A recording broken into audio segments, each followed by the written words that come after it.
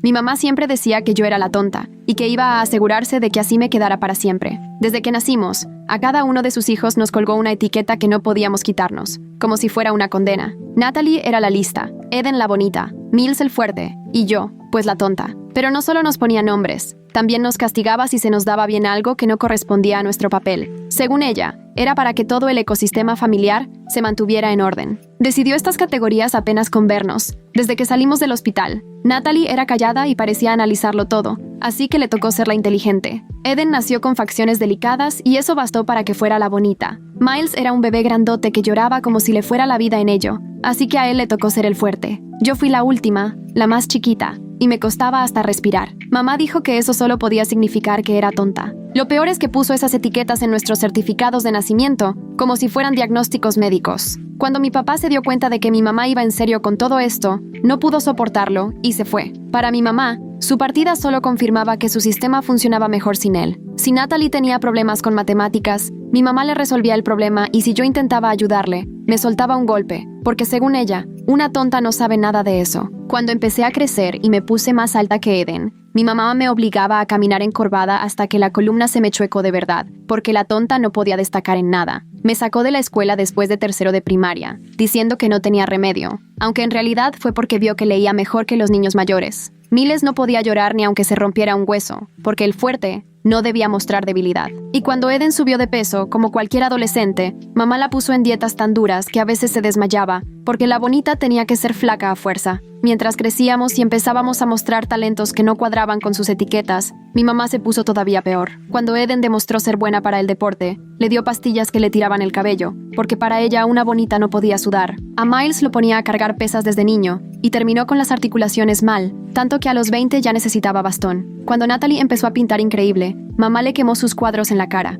pero a mí me fue peor, porque la inteligencia era más difícil de matar que la belleza o la fuerza. Me hacía tomar pastillas que me dejaban atontada y siempre les decía a todos que eran por una discapacidad que ni tenía. Entre los 4 nos protegíamos como podíamos, viviendo en esa pesadilla. Natalie me daba clases a escondidas en la noche, arriesgándose a que mamá nos cachara. Eden me cambiaba las pastillas por vitaminas cada vez que podía. Miles fingía que me corría de sus pesas, pero en realidad me ayudaba a ejercitarme. Hasta inventamos un lenguaje secreto para que mi mamá no se diera cuenta cuando hablábamos de verdad. Éramos una especie de prisioneros, cada quien con su cruz pero tratando de ayudar a los demás con la suya. Nuestro primer intento de escapar fue cuando cumplí 15. Miles había juntado algo de dinero y planeamos huir, pero mi mamá tenía rastreadores en los celulares y nos atrapó en la estación del tren. El castigo fue brutal. Miles tuvo que cargar costales de 45 kilos todo el día, hasta que la espalda se le fastidió. Natalie resolvió ecuaciones durante 16 horas seguidas, hasta que se desmayó. Eden estuvo días enteros frente al espejo enumerando sus defectos, y yo tuve que escribir «Soy demasiado tonta para pensar por mí misma» 10,000 veces. Después de eso, mi mamá nos llevó a vivir a una granja perdida, y le dijo a todo el mundo que habíamos muerto en un incendio. 3 años después, encontré cursos en línea y empecé a estudiar a escondidas mientras mamá pensaba que solo veía libros de dibujitos. Mis hermanos se las ingeniaban para distraerla y darme tiempo. Natalie fingía crisis escolares que absorbían a mi mamá por días enteros. Eden inventaba emergencias de belleza que duraban horas. Miles se lastimaba accidentalmente para que mamá estuviera cuidándolo. Así, logré terminar el HED y a escondidas mandé solicitudes a varias universidades desde la computadora de la biblioteca. Cuando me llegó la carta de aceptación de la estatal, Miles fue por ella y lloramos juntos en el granero. Planeamos mi huida durante meses. La noche que me fui, Natalie fingió una convulsión de tanto forzar su mente, y Eden rompió un espejo y amenazó con cortarse la cara. En el caos, Miles me sacó en su camioneta hasta dejarme en la universidad. Por una semana increíble, viví en una residencia y fui a clases como cualquier persona. Elegía mi ropa, participaba, hice amigos que solo me conocían como Lila. Entonces mi mamá llamó.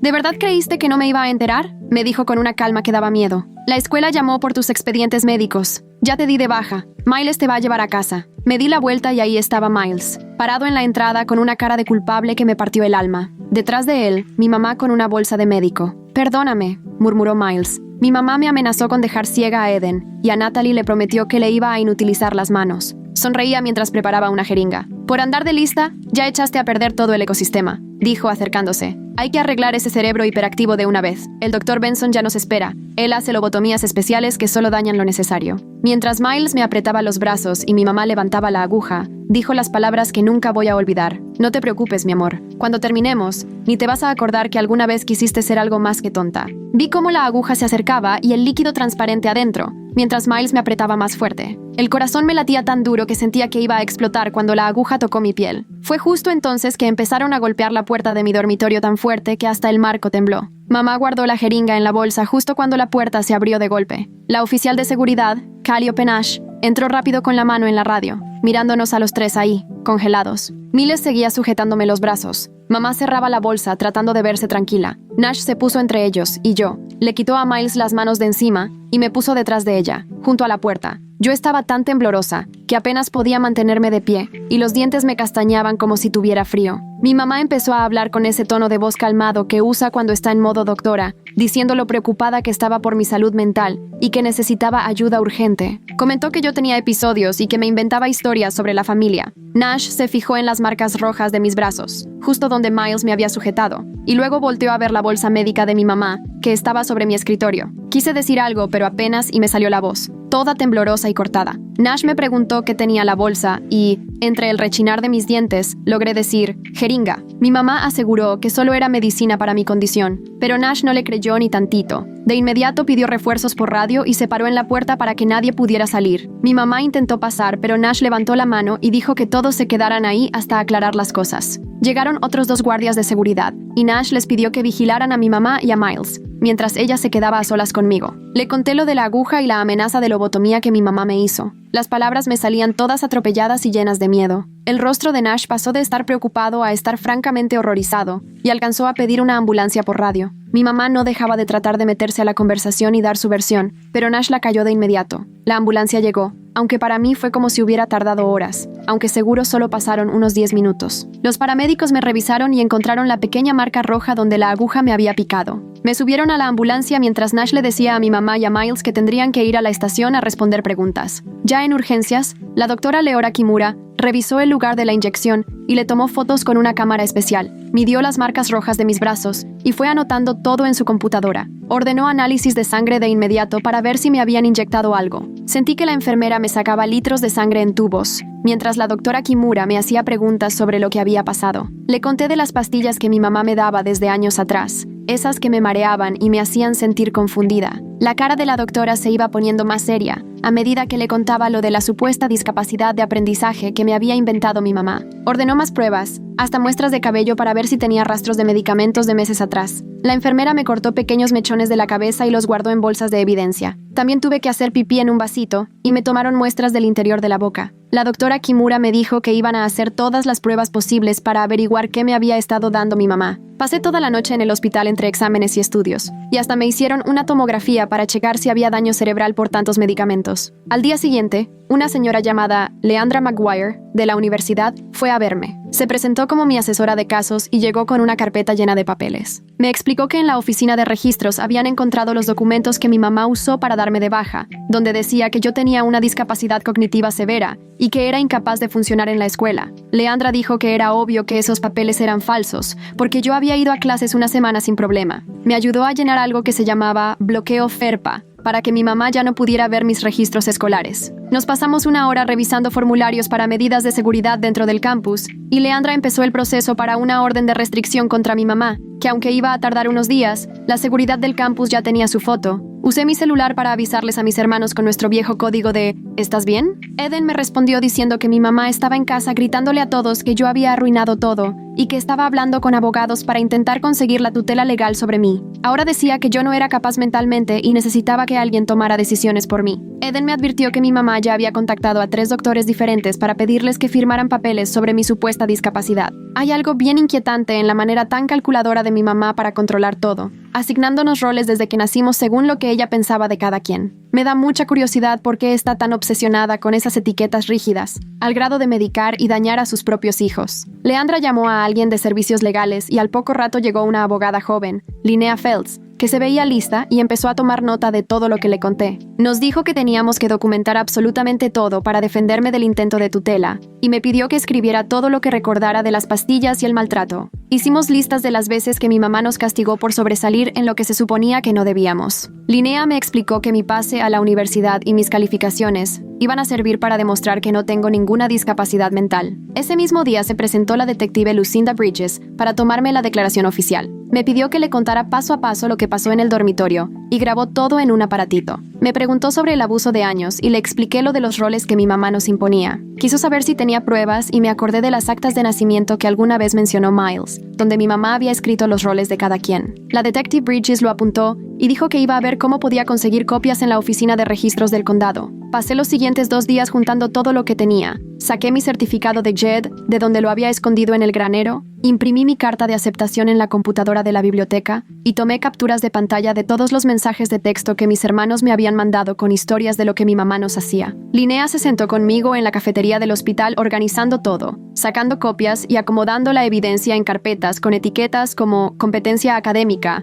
patrón de abuso y evidencia médica. Movía la cabeza con tristeza al leer algunos mensajes, sobre todo los de Eden contando que la obligaban a vomitar después de comer, o los de Natalie diciendo que tenía que fingir que no entendía cosas básicas frente a mi mamá. Mientras hacíamos todo esto, me llamaron de la oficina de becas. La mujer que me atendió sonaba confundida, porque mi apoyo económico estaba congelado, ya que mi mamá les había dicho que yo no era capaz mentalmente de manejar dinero. Leandra me acompañó a la oficina al día siguiente, y nos sentamos en esas sillas de plástico incómodas, mientras ella llenaba los papeles para pedir la independencia económica, explicándole al director de becas todo lo que estaba pasando y enseñándole el reporte de la policía sobre lo que ocurrió en el dormitorio. Nos dijeron que el trámite podía tardar varias semanas, pero que por la situación le iban a dar prioridad. Esa misma tarde, mi mamá empezó a saturar mi correo escolar con mensajes larguísimos, donde me decía que yo estaba destruyendo la familia y que era fundamental que la tonta aceptara su lugar para que todos estuvieran bien. Ponía que la inteligencia de Natalie no servía de nada si no había con quién compararla,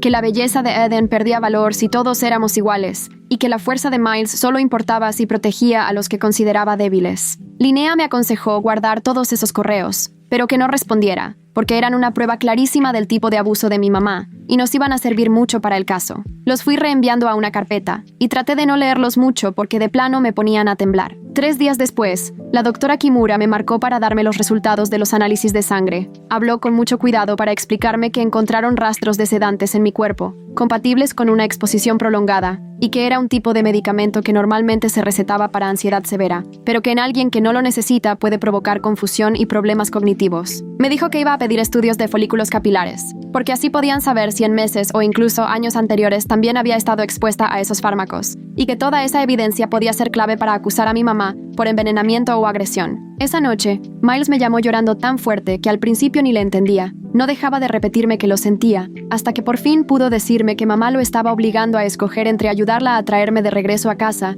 o permitir que lastimara a Eden y Natalie todavía más. Se le quebró la voz al contarme que mamá había contratado a un tipo que se dedica a buscar personas que no quieren ser encontradas, y que ese sujeto ya estaba tratando de rastrear mi ubicación por el celular, la computadora o algo así. Podía oír a mamá gritándole de fondo que dejara de ser tan débil, que los fuertes no lloran por disciplina. Al día siguiente, la detective Bridges me citó para hablar sobre cómo tramitar una orden de restricción contra mamá, explicando que, entre el intento de agresión en el dormitorio, el acoso con el rastreador y el historial de abuso que ya teníamos documentado, seguramente sería suficiente para al menos una orden temporal de protección. Nos vimos en la estación de policía, donde me tocó llenar más papeles, recordando en detalle cada vez que mamá me hizo daño, me amenazó o intentó controlar mi vida. 3 días después estábamos en el juzgado para la audiencia de la orden de restricción. Y claro, mamá llegó impecable, con un traje azul marino y el cabello perfectamente recogido, hablándole al juez con una voz tranquila y muy razonable, diciendo que yo deliraba y que siempre había tenido problemas mentales que requerían vigilancia constante. Pero cuando el juez revisó los documentos médicos que mandó la doctora Kimura,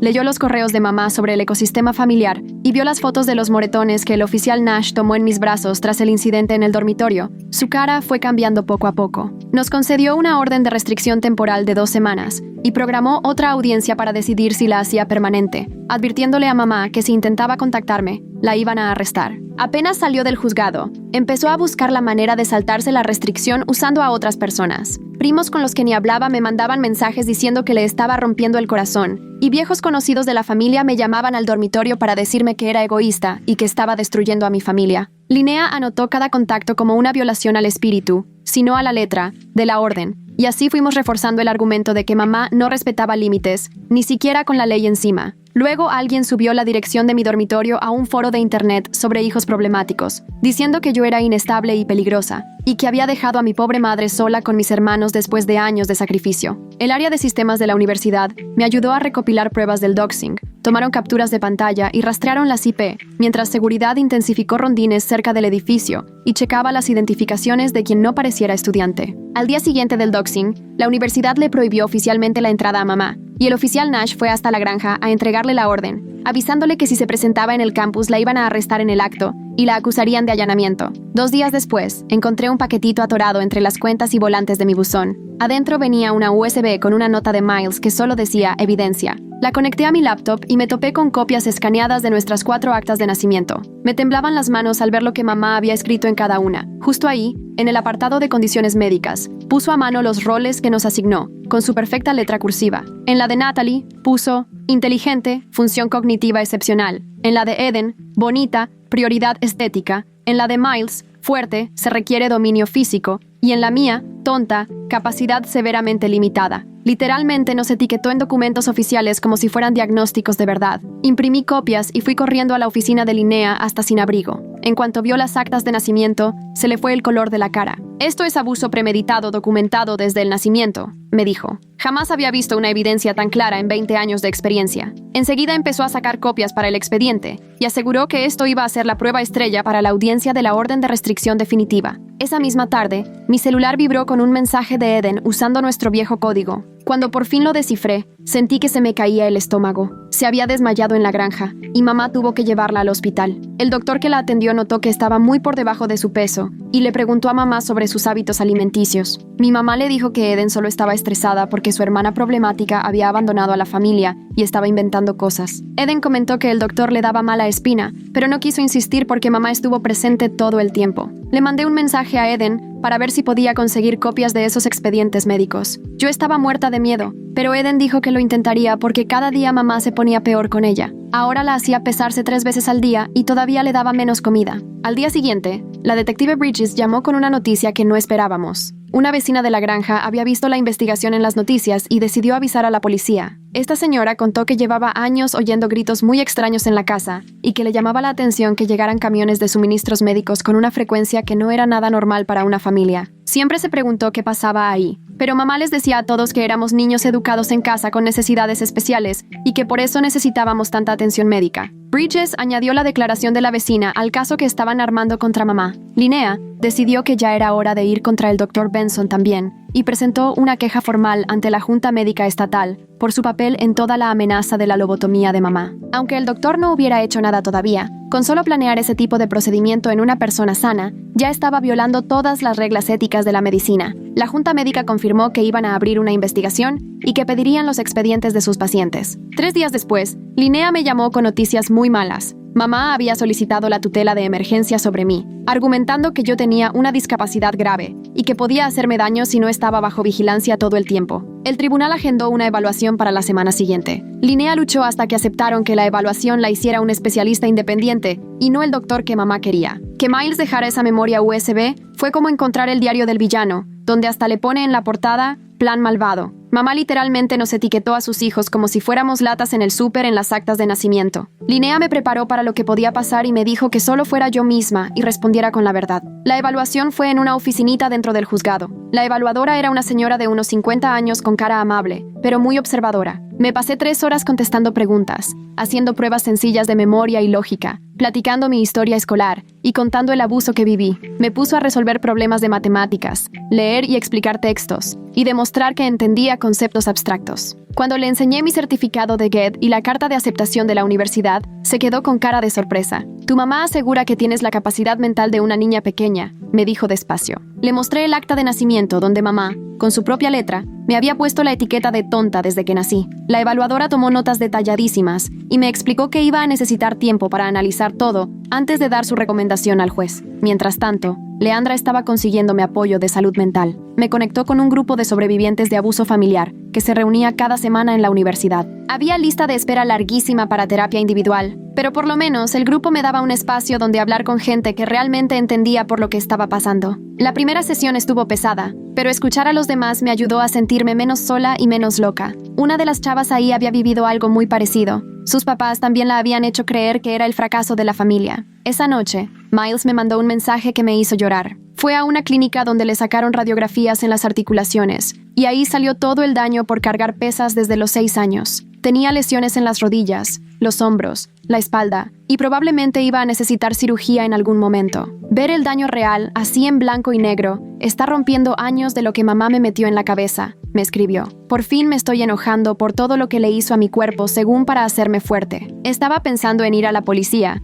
pero todavía le daba miedo que le pasara algo a Natalie si se ponía completamente contra mamá. 2 días después, la detective Bridges me habló sobre intentar conseguir una orden de cateo para la oficina del Dr. Benson. Me explicó que el proceso estaba atorado porque, técnicamente, el doctor no había hecho nada ilegal todavía. El simple hecho de que mamá lo usara para sus planes no era suficiente para que un juez aprobara la orden. Necesitaba pruebas más claras de que realmente iban a hacer el procedimiento con el que mamá nos amenazaba. Yo lo entendía, pero me daba coraje que no pudiéramos pararlos antes de que pasara una tragedia. Todo el sistema legal parecía hecho para esperarse, hasta que ya hubiera víctimas en vez de prevenir las cosas a tiempo. Esa misma tarde, después de reunirme con Linnea, regresé a mi dormitorio y encontré algo raro. Alguien había metido una hoja de papel doblada por debajo de mi puerta mientras yo no estaba. Me temblaban las manos cuando la abrí y vi lo que decía, escrito con una letra que reconocí al instante. Las niñas tontas que se escapan salen lastimadas. Y aunque no firmaba, era clarísimo que era letra de mamá. Le hablé corriendo a seguridad del campus y el oficial Nash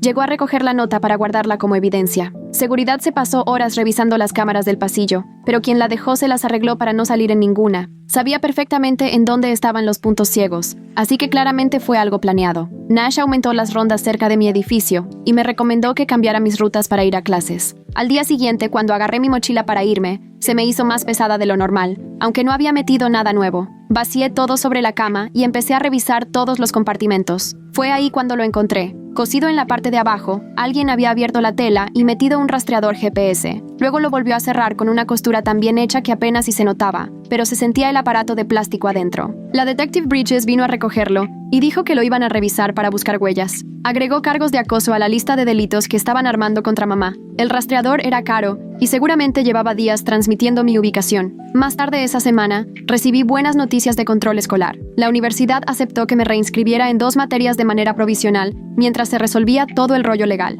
No era la carga completa que yo quería, pero al menos tener algo de rutina me ayudó a sentirme más estable. Tomar introducción a la psicología y redacción en inglés me demostró que sí podía con el ritmo universitario. Mis maestros fueron muy comprensivos cuando Leandra les contó en privado lo que estaba pasando. Me dieron prórrogas para entregar tareas cuando tenía audiencias o tenía que ir a la policía. Pero la verdad, tratar de equilibrar las clases con todo lo demás se volvió demasiado pesado, y muy rápido. Había días en que salía directo de una entrevista con la policía para irme a clase, y luego tenía que ir a una junta con Linnea. Sentía que mi cabeza estaba en 1000 cosas a la vez, y se me hacía dificilísimo concentrarme. El grupo de apoyo me ayudó a sobrellevar el estrés, aunque a veces de todos modos sentía que ya no podía más. 3 semanas después de la evaluación, por fin nos dieron la respuesta sobre la solicitud de tutela de emergencia de mi mamá. El informe de la evaluadora fue contundente y dejó claro que yo era totalmente capaz de cuidar de mí misma. El juez rechazó la petición de mi mamá y se notó que de verdad le preocupó toda la evidencia que presentamos. Programó una audiencia formal para analizar una orden de restricción permanente y le pidió a la detective Bridges que siguiera investigando el caso.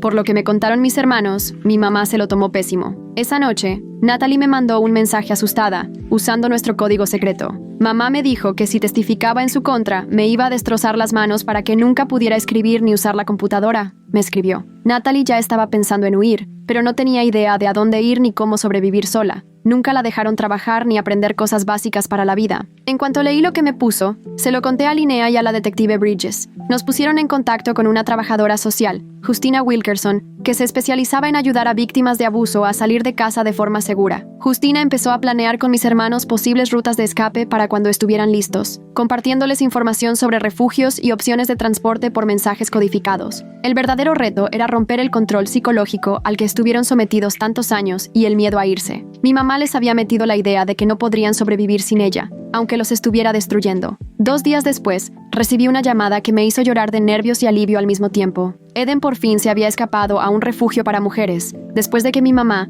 descubrió que me había estado contactando a escondidas. Mi mamá encontró el teléfono oculto de Eden y se puso a gritarle cosas de traición y sobre que estaba destruyendo el ecosistema. Eden agarró una bolsa con lo que pudo y salió corriendo mientras mi mamá destrozaba el celular. Me llamó desde el refugio, llorando, pero por primera vez en años también se le notaba desahogada. Ya no podía seguir aguantando el hambre forzada y por fin escogí vivir antes que buscar la aprobación de mamá, me dijo. El refugio mantenía su ubicación en secreto y la estaban atendiendo médicos por los daños de tantos años de desnutrición. No pasó mucho para que mi mamá llamara a la policía a reportar que Eden era una adolescente secuestrada y fugitiva. Dijo que yo la había manipulado y forzado a irse de la casa en contra de su voluntad. La detective Bridges confirmó rápido con el refugio que Eden ya era mayor de edad y que se había ido por decisión propia. Ese reporte falso solo reforzó el patrón de acoso y control de mi mamá. Bridges dijo que cada mentira que mi mamá le inventaba a las autoridades solo hacía más sólido nuestro caso. Mi mamá misma estaba echando a perder su credibilidad con tantos intentos desesperados de recuperar el control. Mientras tanto,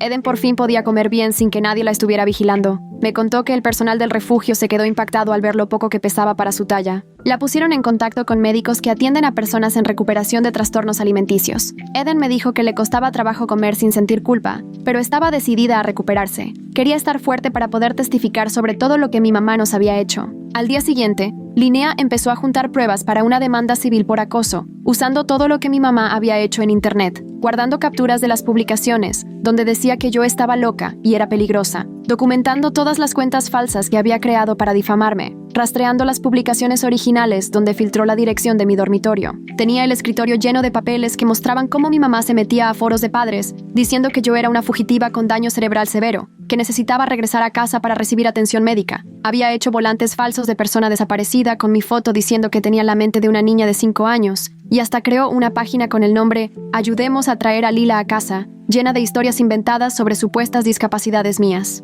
Linnea explicó que tener casos penales y civiles al mismo tiempo nos daba varias formas de detener a mi mamá, porque diferentes juzgados pueden mandar distintos tipos de órdenes y castigos. Mientras ella hacía todo eso, la doctora Kimura me llamó para darme los resultados del análisis de cabello, y se notaba sorprendida cuando explicó que las pruebas mostraban que había estado expuesta a sedantes de forma continua por lo menos 4 años, con niveles tan altos que más bien parecía que alguien me había estado drogando a propósito, y no que estuviera tomando algún medicamento normal. Los cambios en la concentración a lo largo del cabello permitieron ver exactamente desde cuándo empezó, cuando cumplí 14 años y hasta que logré irme a la universidad, con los niveles más altos justo el último año, cuando seguramente mi mamá me subió la dosis para mantenerme aturdida mientras crecía. La doctora Kimura dijo que nunca había visto algo así fuera de casos de envenenamiento criminal y que estaba preparando un informe detallado que iba a fortalecer mucho cualquier cargo penal. Esa misma tarde llegó una carta del consultorio del Dr. Benson diciendo que no tenían ningún procedimiento planeado para mí y que nunca hablaron con mi mamá sobre intervenciones médicas. Pero Linnea notó que el lenguaje era muy calculado y evitaba decir claramente que jamás había hablado con mi mamá del tema. ¿Cómo fue que Eden supo justo en qué momento agarrar sus cosas y salir corriendo mientras mi mamá destruía el teléfono? Todo salió tan perfecto que parecía que llevaba años planeando escapar así. La carta repetía frases como «no hubo consultas formales» y «no hay citas programadas», que sonaban más a querer protegerse legalmente que a negar realmente lo sucedido, y mencionaba su compromiso con la ética médica 3 veces, lo cual, según Linnea, era señal de que se estaba cubriendo porque sabía que había hecho mal. Al detective Bridges se le ocurrió que necesitábamos más pruebas, así que me pidió que llamara al consultorio del Dr. Benson mientras ella grababa la llamada y me iba guiando para que le hiciera preguntas generales, como si alguna vez hacían visitas a domicilio o realizaban procedimientos privados. El propio Dr. Benson contestó, y aunque no admitió nada concreto sobre mi caso, sí mencionó que su consultorio a veces atendía situaciones complicadas, que requerían discreción y procedimientos privados para familias con circunstancias especiales. Eso, según Bridges, ya era suficiente para investigar su licencia médica y solicitar sus registros. 2 días después, Miles me llamó llorando porque se lastimó la rodilla durante una de esas sesiones de entrenamiento forzado que mi mamá le imponía, haciéndolo cargar 90 kilos subiendo y bajando escaleras durante 3 horas seguidas. El doctor de la clínica de urgencias dijo que necesitaba cirugía y que estaría en muletas al menos 2 meses, lo que significaba que ya no podría seguir haciendo los ejercicios de fuerza extremos que mi mamá exigía. Me confesó que, en el fondo, la lesión casi le daba alivio, porque así por fin tenía una excusa para dejar de ser el ejecutor de mi mamá. Mientras buscaba la manera de irse, se notaba el dolor en su voz, no solo por la lesión reciente, sino por los años de desgaste en sus articulaciones. Justina le estaba ayudando a preparar todo para mudarse a un refugio para hombres en cuanto estuviera listo. Incluso tenían un plan con una voluntaria que vendría por él durante una de sus terapias físicas, para que mi mamá no se diera cuenta de que se había ido hasta varias horas después. Aún así, Miles seguía dudando porque le angustiaba pensar en lo que mi mamá podría hacerle a Natalie si Oti y Eden ya no estaban, diciéndome que no podía dejar a nuestra hermana sola enfrentando a mi mamá, aunque quedarse ahí lo estuviera destruyendo físicamente. Había sido el ejecutor tanto tiempo que el simple hecho de dejar a Natalie sin protección le causaba mucha culpa, y Justina tenía que recordarle que, si mi mamá le terminaba de destruir la capacidad de caminar, ya no podría proteger a nadie. Una semana después, iba rumbo a clase cuando noté que alguien con un abrigo enorme, lentes oscuros y peluca, me seguía por el campus, y aunque el disfraz era obvio, reconocí en un instante la forma de caminar de mi mamá después de tantos años de ver sus cambios de humor. Le mandé mensaje a la oficial Nash en ese mismo momento, y seguí mi camino hacia la oficina de seguridad del campus, mientras mi mamá se me iba acercando, y metía la mano en su bolsa para sacar algo que no alcancé a distinguir. Nash la interceptó justo afuera de la biblioteca, y cuando mi mamá intentó decir que solo era una madre preocupada revisando cómo estaba su hija, Nash le recordó la orden de restricción y pidió apoyo. Ver cómo Nash le ponía a las esposas mientras mi mamá gritaba sobre sus derechos parentales fue surreal, como si estuviera soñando, después de tantos años de que esa mujer tuviera el control total sobre nuestra vida. A mi mamá la acusaron de allanamiento y de violar una orden de restricción, y la fiscal dijo que ese arresto era clave para fortalecer nuestro caso, porque demostraba que no respetaba los límites legales. 3 semanas después, en la audiencia para la orden de restricción definitiva, la vecina de la granja testificó sobre los gritos que escuchaba a cualquier hora y los camiones de suministros médicos que llegaban con cosas que claramente no eran normales para una familia común y corriente. Contó también cómo, cuando yo tenía 15 años, me encontró desorientada en su patio porque las pastillas que me había dado mi mamá me marearon tanto que me perdí, y de cómo mi mamá me arrastró de regreso diciendo que yo era una persona con discapacidad severa y que solía deambular. Todo esto, sumado a las actas de nacimiento con los roles que nos asignaban, las pruebas de que nos drogaban y las constantes violaciones de mi mamá, hacía que el juez se viera cada vez más perturbado a medida que avanzaba la audiencia. Finalmente, el juez otorgó una orden de restricción de 3 años con condiciones súper estrictas. Mi mamá no podía contactarnos, ni directa ni indirectamente. No podía acercarse a menos de 150 metros y tenía prohibido publicar cualquier cosa sobre nosotros en Internet. El abogado de mi mamá alegó que era demasiado para una madre que solo quería a sus hijos, pero el juez respondió que el patrón de abuso y las violaciones recientes demostraban que era un peligro real y que no había margen de tolerancia. A los pocos días, mi mamá metió una demanda por difamación diciendo que yo mentía en todo y que le estaba destruyendo la reputación con acusaciones falsas de abuso, pidiendo que me retractara públicamente de mis delirios sobre haber sido drogada y controlada, y exigiendo una compensación por daño emocional. Linnea no pudo evitar reírse cuando vio la demanda, y de inmediato empezó a preparar una moción anti-SLAPP para que la desestimaran, explicándonos que este tipo de represalias eran muy comunes entre abusadores que quieren silenciar a sus víctimas usando demandas para intimidarlas. 2 semanas después, la sala de audiencia estaba llena cuando el juez resolvió la moción de Linnea, y pude ver cómo a mi mamá se le subía el color cuando el juez dijo que su demanda de plano solo buscaba callarme para que no hablara de mi experiencia de abuso. El juez le ordenó pagar todos mis gastos legales en un plazo de 30 días y le advirtió que si volvía a demandarme por lo mismo, eso sería considerado acoso, sin importar lo que argumentara el abogado de mi mamá, que insistía en que solo quería proteger la reputación de una madre. El juez ni siquiera le creyó tantito. Esa misma tarde, la detective Bridges me llamó para avisarme que por fin le habían aprobado la orden de cateo, gracias a todo lo que le habíamos entregado, más el testimonio del vecino y datos nuevos de otras familias que también habían tenido problemas con el Dr. Benson. Me avisó que al día siguiente iban a revisar la casa buscando suministros médicos, medicamentos no recetados a nadie y cualquier documento sobre el sistema que mi mamá tenía en la casa, y me preguntó si había algo específico que deberían buscar. Le platiqué del archivero que mi mamá tenía en su cuarto, donde guardaba todas nuestras gráficas de desarrollo y el seguimiento de cómo cumplíamos con los roles asignados, y también de la caja cerrada con llave debajo de su cama, donde guardaba las pastillas que me obligaba a tomar. El equipo de búsqueda encontró muchísimo más de lo que yo esperaba, incluyendo libretas llenas de anotaciones diarias desde nuestro nacimiento, donde mi mamá registraba cada detalle sobre cómo mantenernos en nuestros papeles, frascos de sedantes recetados sin nombre y hasta 17 dispositivos de rastreo diferentes que pensaba usar con nosotros. También hallaron correos impresos entre mi mamá y el doctor Benson discutiendo procedimientos de ajuste cognitivo para niños difíciles y recibos de equipo médico que no tenía ningún sentido en una casa normal. Las fotos de la sala de evidencias que me enseñó la detective Bridges después me dejaron el estómago revuelto. Ver todo acomodado en mesas, cada cosa con su etiqueta, sobre todo las jeringas y frascos que mi mamá había estado juntando para quién sabe qué más tenía planeado. planeado. Fue demasiado para mí. A las pocas horas del cateo, arrestaron a mi mamá en el motel donde se quedaba por agresión, acoso y poner en peligro a menores, según lo que hallaron ahí. Y la detective Bridges me comentó que también el Dr. Benson estaba bajo investigación porque habían descubierto que había hecho esos procedimientos especiales en otras familias. En la foto de la ficha policial, mi mamá todavía intentaba verse tranquila, pero se notaba la furia en su mirada, como si le ardiera que por fin todos vieran su sistema perfecto. Al día siguiente, llevaron a Miles a declarar sobre su papel al regresarme del campus, y me sentí horrible pensando que él podía meterse en problemas por algo que mi mamá lo había obligado a hacer. Más tarde, la detective que lo entrevistó me llamó para decirme que no iban a levantar cargos porque era claro que Miles también había sido víctima, que lo habían amenazado y manipulado. Y eso parecía ayudarle para aceptar que lo que mi mamá nos hizo a todos fue abuso. Esa semana, Eden fue a dar una declaración jurada a la policía sobre las pastillas para adelgazar y la inanición forzada, enseñando fotos de cuando estaba en los huesos